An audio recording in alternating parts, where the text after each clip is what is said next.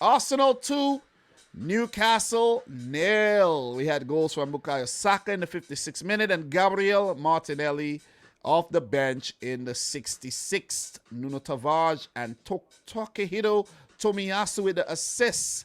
The fullbacks picking up assists there, proving to be very, very, very effective. So I told you guys, Arsenal are going to bounce back. I told you. They just met Liverpool, who are in red-hot form these days. And Liverpool needed to bounce back as well from their loss against West Ham. So Arsenal just did not meet Liverpool at the right time. You see what I'm saying? They have beaten Liverpool in the past, remember, under Mikel Arteta. But just wasn't their time on match week 12. But against Newcastle, struggling Newcastle, man, newly taken over by the Saudis, ain't looking good. Ain't looking good at all, man. Ain't looking good. See what I'm saying? It was simply men against boys on the day. And Arsenal defeat Newcastle 2-0. Eddie Howe on his touchline debut for Newcastle, the former Bournemouth man, had former Bournemouth players Matt Ritchie, Callum Wilson, and Mr. Ryan Fraser all starting in a 4-4-2 formation, something fresh for Newcastle. And to be fair, they looked good in the first half, 0-0. 0-0. They did well. They could have earned a point if they preserved that, but wasn't able to do so. Odegaard, a free kick save by Dubravka early on in the game, who came in replacing Darlow. I think that was a good move because Darlow is a little lackluster, man. Seriously. Shelvey had a shot saved by Ramsdale. A brilliant shot. And an even more brilliant save by Aaron. His name is not Aaron, you know. You have to start spelling his name Airon. Aaron. Because the man has been airbound all season and he's been spectacular. My best goalkeeper of the season so far, man. Seriously. I know he's facing quite a few shots, but still. These saves are absolutely ridiculous, man. Absolute. If you had another keeper, let's say you had Darlow in the goal. What do you think would have happened every time a shot like that came in? It would have ended up in the back of the net. Spectacular goal, but it's Aaron Ramsdale. Aaron Ramsdale coming up trumps for Arsenal this season. And I remember when they signed him, I laughed, and I would always tell this story. But who's laughing now? Who's laughing now? Oh, good stuff, Ramsdale. I like when players turn their careers around, man. And I did say he did a 360 on his career, and somebody corrected me in the comments. Yeah, he did a 180. Yeah, so I stand corrected. But I think the comment was actually unnecessary, though. People are always commenting the wrong things instead of saying, hey, man, great job. Yeah, anyways, whatever. So, look, 30 minutes, Arsenal with the bulk of the possession, but Newcastle with some really, really good chances. Arsenal did get a few look-ins as well, but nothing as clear-cut as those shots by Shelvey and the save that Aaron Ramsdale had to pull out there. So this was Joe Willock's, I think, first game coming back at the Etihad since he was sold to Newcastle. And to be fair, man, after that loan stint, he's not been the same player whatsoever. That's a situation where you loan a player, he does well, and then when you buy him, he's actually not very good. You know what I'm saying? So he needs to actually step his game up. Newcastle did invest a lot of money in these guys, and they've not been very good, man. Let's just keep it real. Let's just keep it raw and uncut. They haven't been good at all. 44th minute, I'm jumping the gun. 41st minute, big Arsenal chance. Smith Rochat saved up point blank range. How could I almost missed this, but Pierre-Emerick Aubameyang with the rebound ended up hitting the post. I don't know how he did that, but that was a Timo Werner, Raheem Sterling type moment, right? That was horrible, Aubameyang. He had to score that, but it wasn't costly at all, as Arsenal went on to win the game 2-0, of course. But what if they had drew the game it would have definitely been talked about for some time. I think people would still be talking about it. You're not getting off the hook there, Aubameyang, but you should have scored. Had a few of those this week as well. 44th minute, Matt Ritchie, he picked up a yellow card. He will miss the next game. And this piles on to Newcastle's problems and their woes because the squad is already depleted by injuries, where the other left back, Paul Dummett, he's been out all season. And now you have Matt Ritchie injured. They haven't been, Jamal Lewis haven't been featuring in the team as well. I think he's out with an injury as well. He really haven't been featuring lately. So that's another problem there for Eddie Howe, man. He just came in and he has to deal with these problems. I just hope that they give Eddie Howe time with this project. They might be going down to the championship and he would have to probably work his way up from there because it ain't looking good whatsoever, man. Yeah, Jamal Lewis was on the bench, so he'll just slot right in at left back, but it ain't looking good. Not looking good for Newcastle whatsoever. And I'm talking about even going into the next game where they face Norwich.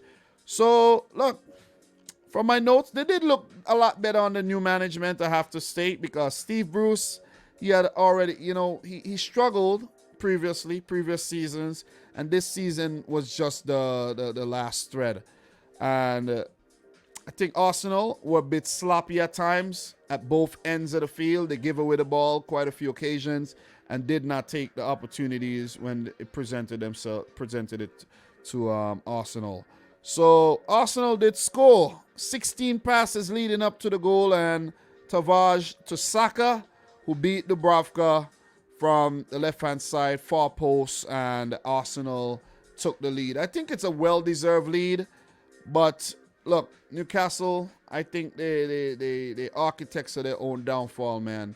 Haven't been defending well whatsoever. And to make matters worse, Jamal Lascelles went on to pick up a yellow card. He also missed the game coming up against Norwich City. So I have to throw maybe a Kieran Clark in, and maybe he's not the first choice right now. He's going to have to come in and alongside a Fabian Shaw. There's Emil Kraft at the back there. And to be honest, if you ask me, man, I think Newcastle needs a big overhaul. They need, and the championship might be a good place to do so. It might really be a good place to do so because they're not at Premier League quality right about now. These guys are not acting like Premier League pedigree whatsoever. So Saka picked up an injury.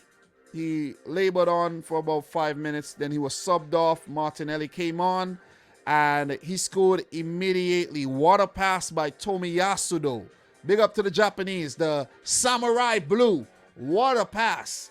A dink pass over the defense, and Martinelli with his run, staying onside and hitting it first time. That's a difficult technique. You see what I'm saying? Even in my past life as a professional footballer, I wasn't even able to pull off moves like that. So that was really good by Martinelli to give Arsenal the 2-0 lead. And at that point, it was a point of no return for Newcastle. Better second half for Arsenal. They executed things a lot better. They were more precise. They had more cutting edge in the final third, and it paid dividends. 2-0 to the Gunners. Big 3 points. They go up level with West Ham in 5th, and Arsenal are basically touching distance away from the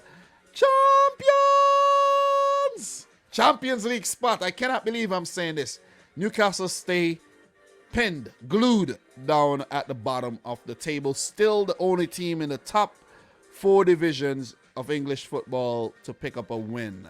So good stuff, man. Lacazette off the bench, El Neni off the bench, the Egyptian dreadlock, and Martinelli to great effects. So Newcastle still got a lot of work to do. Arsenal, they just got to continue doing what they're doing right about now. I like what Mikel Arteta is doing in terms of his selection. Tomiyasu slotted in very well, seamlessly from the Serie A, not the Bundesliga, the Serie A to the Premier League. Some players whine about adapting to the English game. Listen, man, Tomiyasu is a Swiss Army knife man, when it comes to adaptability. Could play at center back. He could play anywhere you want him to play. Nuno Tavares as well. I know he had a stinker against Liverpool, but he did bounce back. He's a flashy player. He likes to run at players. He likes to carry the ball. He did well. Ben White and Gabriel at the back. Brilliant, man. Brilliant partnership put together there by Arteta. And you have Aaron Ramsdale, who's been absolutely fantastic. Not to mention Saka and Smith Rowe, but I think Saka would be a big miss for the next game. Odegaard, I think, has to step his game up just a little bit. I want to see some more fire, some more feistiness from Odegaard. He's a little too mild-mannered, like a little bit too quiet. I want to see him, getting in players' faces, man. Be out of character a little bit. You see what I'm saying? Seriously. And I think, if he really starts playing the way Saka and Smith Rowe have been playing, I think Arsenal could be on to something here, and it could be Champions League next season.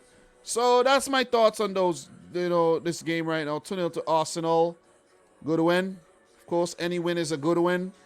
That's 4 wins out of the last 5 games. Amazing stuff after a horrible August.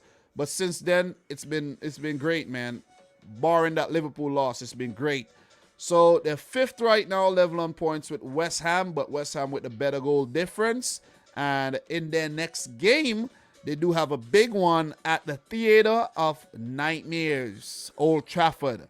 And that could be Ralph Rangnick's first game in charge, which could be a good thing because Michael Carrick has done a good job in his 2 matches that he oversaw.